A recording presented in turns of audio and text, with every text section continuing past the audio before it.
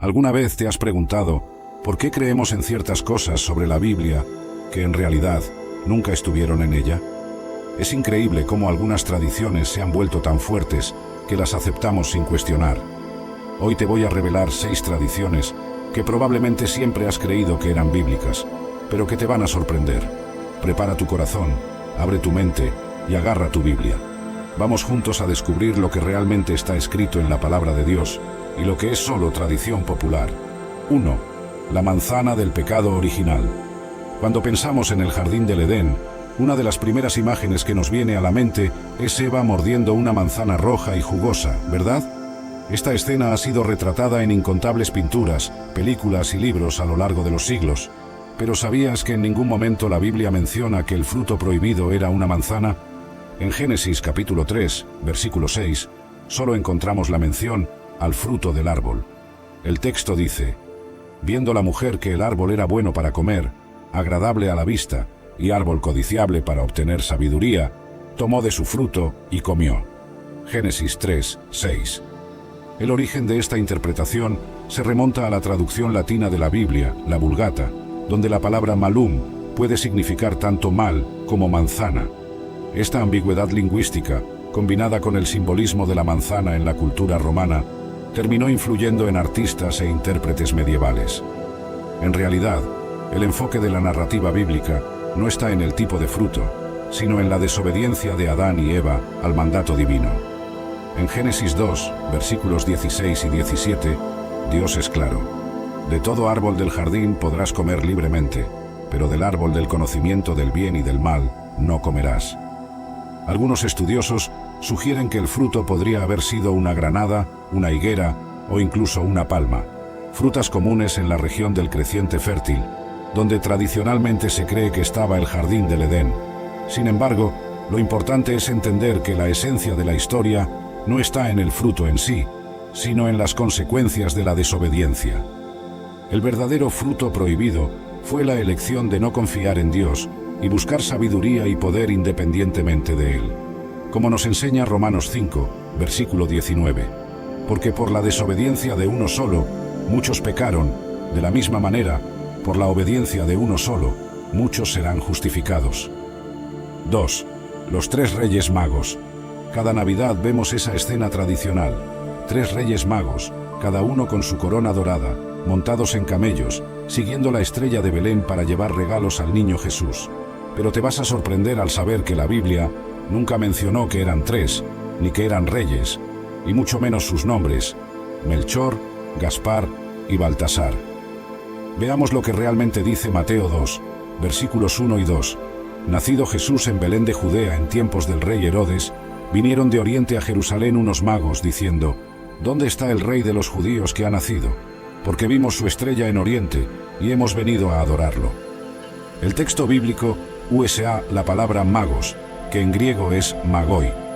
Probablemente eran astrónomos y estudiosos, posiblemente de la región de Persia o Babilonia, donde había una fuerte tradición de estudio de los astros. La idea de que eran reyes surgió mucho después, basada en interpretaciones de profecías como la de Isaías 60. Las naciones se acercarán a tu luz, y los reyes a la brillantez de tu amanecer. El número 3 surgió probablemente por causa de los 3 regalos mencionados: oro, incienso y mirra. Pero podrían haber sido 2 magos trayendo 3 regalos, o 10 magos trayendo 3 tipos de regalos. La Biblia simplemente no lo especifica. Y aquí hay otro detalle interesante. Cuando los magos llegaron, Jesús ya no estaba en el pesebre. Mateo 2, versículo 11 dice: al entrar en la casa, vieron al niño con María, su madre. ¿Te diste cuenta? Estaba en una casa, no en un establo. Los estudiosos creen que los magos llegaron meses o incluso años después del nacimiento de Jesús. Los regalos que trajeron eran extremadamente significativos. El oro representaba realeza, el incienso divinidad, usado en adoración, y la mirra, usada en embalsamamientos, prenunciaba el sacrificio de Jesús. Como dice el Salmo 72, versículos 10 y 11, los reyes de Tarsis y las islas traerán regalos. Los reyes de Sabá y de Seba ofrecerán dones, y todos los reyes se postrarán ante él. Llamada a la acción interactiva. ¿Te están gustando estas revelaciones? Comenta aquí abajo cuál de estos descubrimientos te sorprendió más hasta ahora. y no olvides compartir este video con ese amigo que le encanta descubrir curiosidades bíblicas. Lo más importante de esta historia no es cuántos magos eran o si tenían corona. Lo que realmente importa es que representan a los primeros gentiles, no judíos, en reconocer y adorar a Jesús como Rey. Viajaron desde muy lejos, siguiendo una estrella, movidos por la fe, para encontrar y adorar al Salvador. Esta historia nos enseña sobre la perseverancia en la búsqueda de Jesús, incluso cuando el camino es largo. Como dice Jeremías 29, versículo 13, «Me buscarán y me encontrarán cuando me busquen con todo su corazón». 3. María Magdalena como prostituta. Una de las ideas más difundidas sobre personajes bíblicos es que María Magdalena era una prostituta antes de conocer a Jesús. Esta historia aparece en películas, libros e incluso en sermones. Pero, ¿sabías que esto nunca fue mencionado en la Biblia? ¿Qué es lo que realmente sabemos sobre María Magdalena? Lucas 8, versículo 2 nos dice: María, llamada Magdalena, de quien habían salido 7 demonios. Ella era una mujer de Magdala, una ciudad próspera a orillas del mar de Galilea, y Jesús la liberó de una opresión espiritual severa. La confusión comenzó cuando la gente mezcló 3 historias diferentes: María Magdalena, la mujer pecadora que ungió los pies de Jesús con perfume, Lucas 7, versículos 36 a 50, y María de Betania, hermana de Marta y Lázaro. Son 3 mujeres diferentes que, a lo largo de los siglos, fueron erróneamente combinadas en una sola. En realidad, María Magdalena era una seguidora dedicada de Jesús. Estaba presente en los momentos más importantes de su ministerio.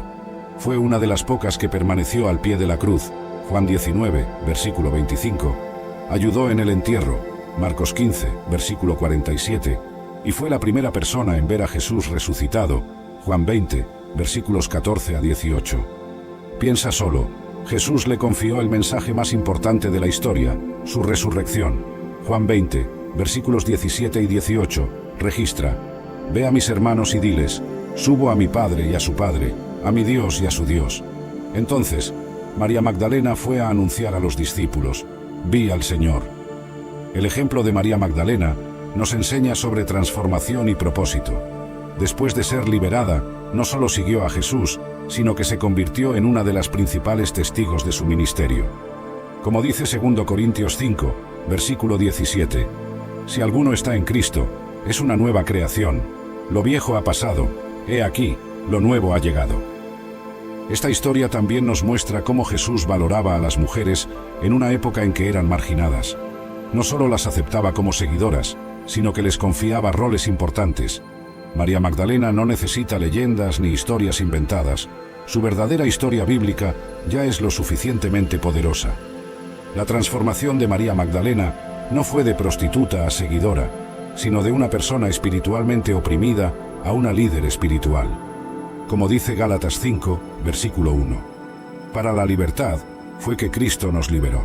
Manténganse pues firmes y no se sometan nuevamente a un yugo de esclavitud. 4. La Navidad, el 25 de diciembre. Cuando llega diciembre, todo el mundo se prepara para celebrar la Navidad el día 25. Árboles decorados, pesebres montados, luces coloridas por todas partes.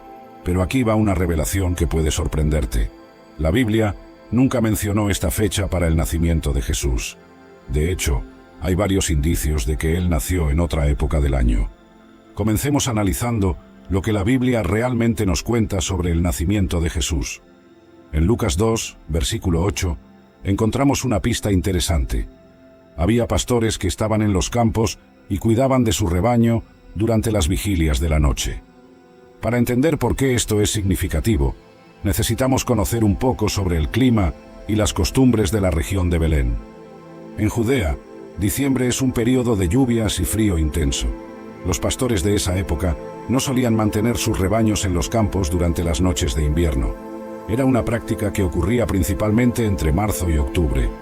Los animales se quedaban protegidos en refugios durante la estación más fría, especialmente por la noche, cuando las temperaturas caían drásticamente.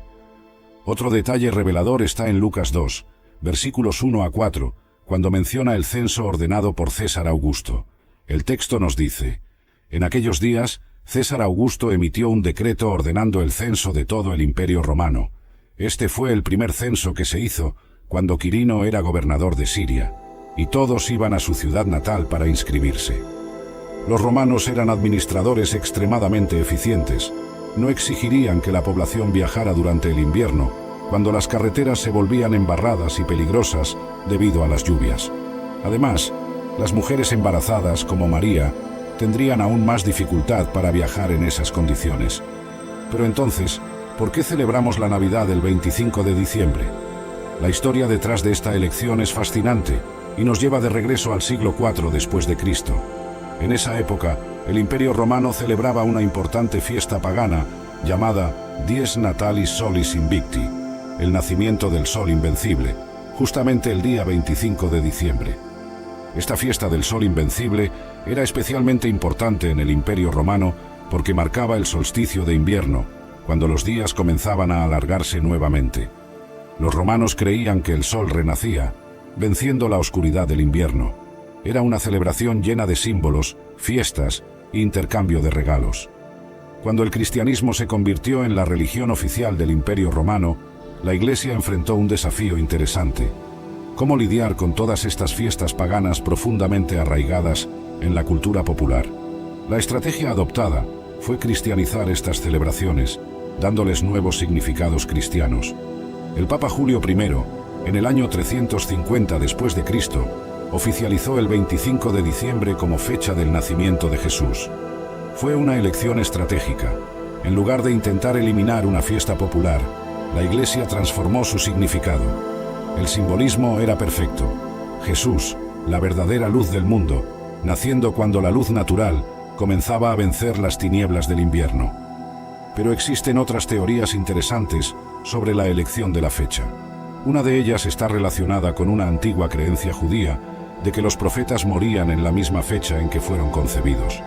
Como había una tradición que situaba la muerte de Jesús el 25 de marzo, algunos calcularon que su concepción habría ocurrido en esa misma fecha.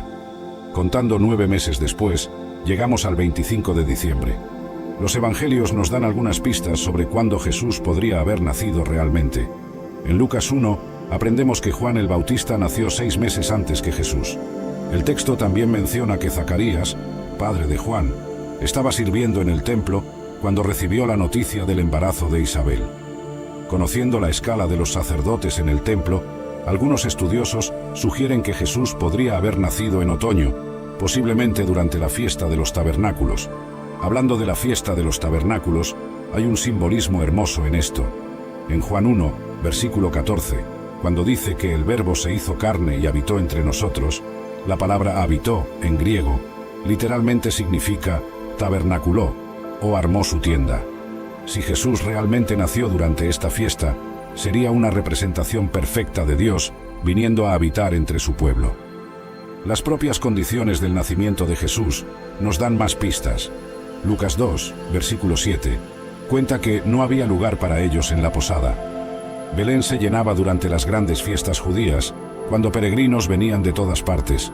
Esto tiene más sentido durante una fiesta importante que en un periodo común del año. ¿Y qué? ¿Estás sorprendido con tantos descubrimientos? Deja en los comentarios cuál de estas informaciones te impresionó más. Sigue viendo porque hay mucho más por delante. Los primeros cristianos, de hecho, ni siquiera celebraban el nacimiento de Jesús, se enfocaban en su muerte y resurrección. La celebración de la Navidad como la conocemos hoy fue desarrollándose a lo largo de los siglos, incorporando diferentes tradiciones culturales. Es interesante notar cómo diferentes culturas cristianas celebran la Navidad en fechas diferentes. La Iglesia Ortodoxa, por ejemplo, celebra el 6 de enero, fecha conocida en Occidente como el Día de Reyes. Algunas iglesias armenias celebran el 18 de enero. Lo más fascinante es cómo Dios usó incluso una fecha originalmente pagana para difundir el mensaje del Evangelio. Como dice Romanos 8, versículo 28, todas las cosas cooperan para bien de aquellos que aman a Dios. La fecha elegida por la iglesia primitiva sirvió para ayudar a las personas a entender mejor quién es Jesús, la verdadera luz del mundo. 5. La apariencia física de Jesús. ¿Has notado cómo Jesús siempre es retratado de la misma manera en el arte? Cabellos largos y castaños, ojos claros, barba bien arreglada, piel clara. Pero aquí hay algo que te va a sorprender. La Biblia no hace ninguna descripción física detallada de Jesús. En realidad, la única referencia profética sobre su apariencia está en Isaías 53, versículo 2. No había en él belleza que nos complaciera, ni hermosura que nos atrajera los ojos. Esto es muy diferente de las imágenes a las que estamos acostumbrados, ¿verdad? Jesús era un judío del primer siglo, nacido en el Medio Oriente. Considerando el contexto histórico y geográfico, probablemente tenía características típicas de los hombres de esa región. Piel más oscura, cabello y ojos castaño oscuro, estatura mediana. El retrato común de Jesús que conocemos hoy fue fuertemente influenciado por el arte renacentista europeo. Artistas como Leonardo da Vinci y Miguel Ángel retrataban a Jesús parecido a las personas de su propia cultura, europeos de piel clara. Un descubrimiento arqueológico interesante proviene de una antigua sinagoga en Dura Europos, en Siria, fechada en el siglo III. Los murales encontrados allí muestran cómo se vestían y parecían los judíos de esa época. Es probable que Jesús se asemejara mucho más a estas representaciones que a las imágenes renacentistas que conocemos. Pablo nos da una pista importante en Filipenses 2, versículo 7, diciendo que Jesús se despojó a sí mismo, tomando forma de siervo, haciéndose semejante. Hay señales por todas partes, eventos que se alinean de una manera que no había visto antes en mis años de estudio.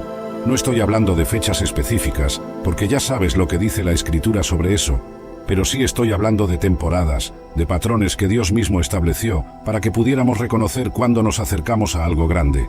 Te voy a mostrar lo que estoy viendo. Mira, cuando abro las noticias cada mañana, cuando veo lo que está pasando en el mundo, me acuerdo de las palabras de Jesús en el Monte de los Olivos. Los discípulos le preguntaron algo muy directo en Mateo 24, versículo 3. Dinos, ¿cuándo serán estas cosas y qué señal habrá de tu venida y del fin del siglo? Fíjate que ellos no preguntaron si iba a volver. Preguntaron cuándo y qué señales habría. Jesús no los regañó por preguntar. Al contrario, les dio una respuesta muy detallada que abarca todo el capítulo 24 de Mateo. Pero antes de meterte en las señales específicas, quiero que entiendas algo fundamental. Estamos viviendo en los últimos días desde hace 2000 años. Hechos 2, versículo 17, nos dice que en los postreros días Dios derramaría de su espíritu. Eso comenzó en Pentecostés.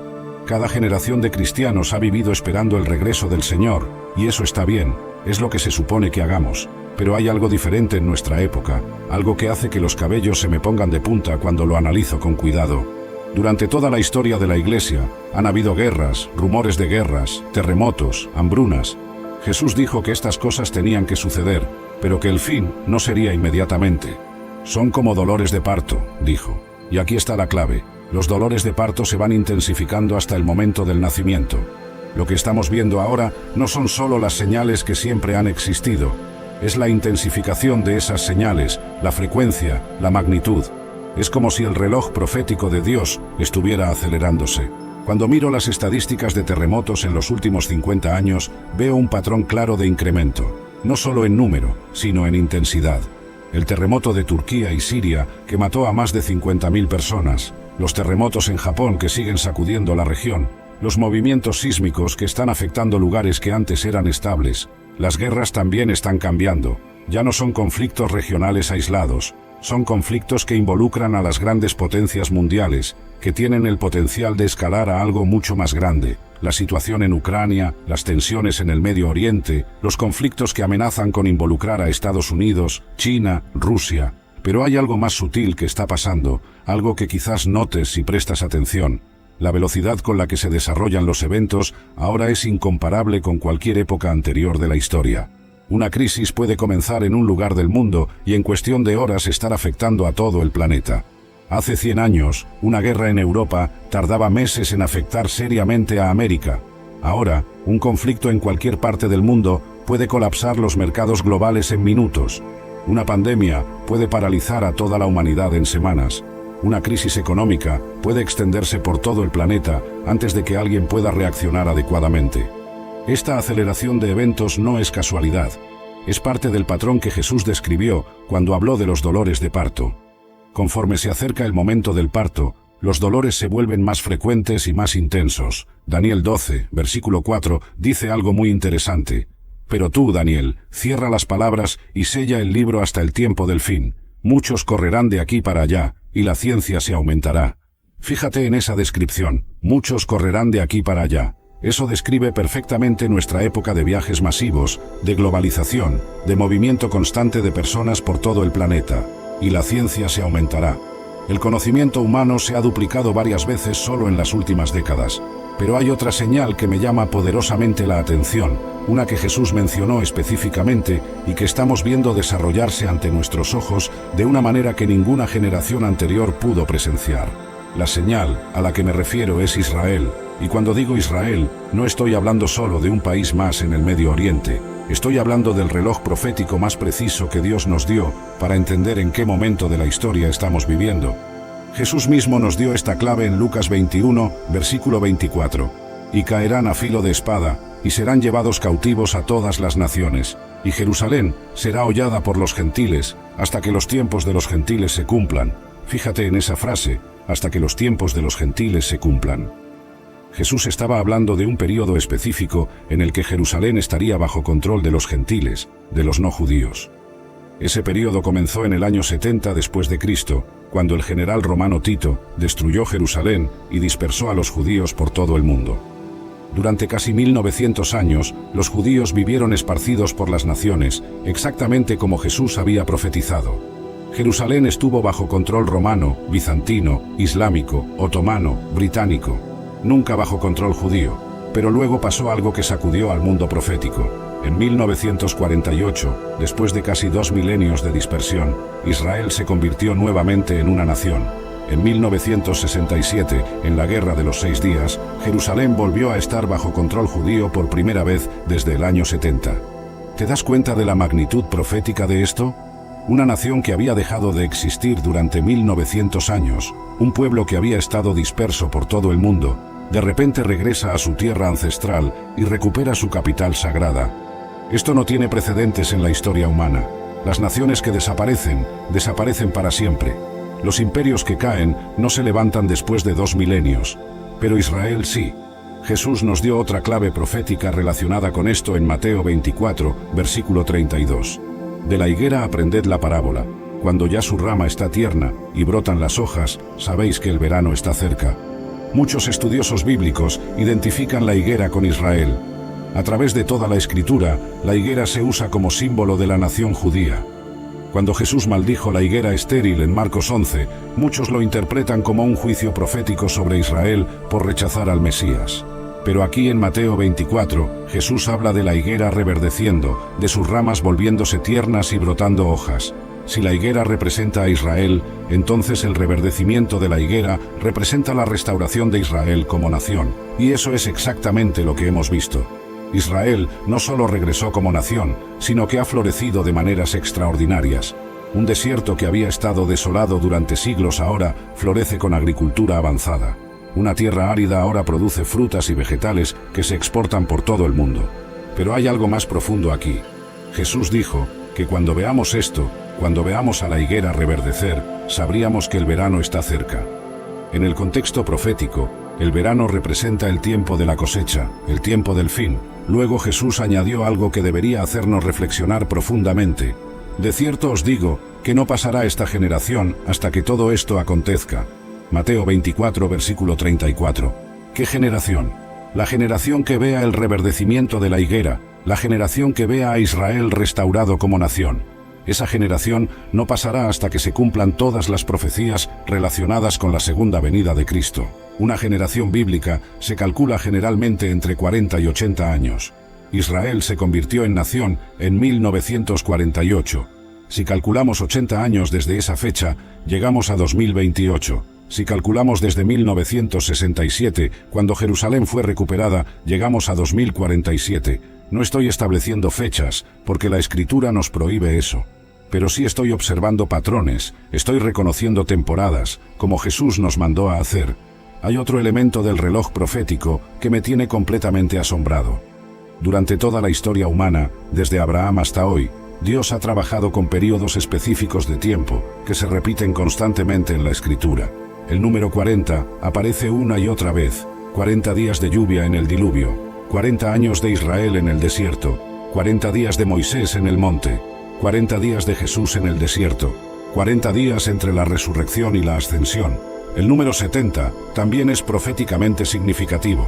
70 años de cautiverio en Babilonia, las 70 semanas de Daniel, 70 ancianos de Israel. Y aquí está lo que me tiene sin dormir por las noches. Desde la destrucción de Jerusalén en el año 70 hasta 1948 fueron 1878 años. Desde 1948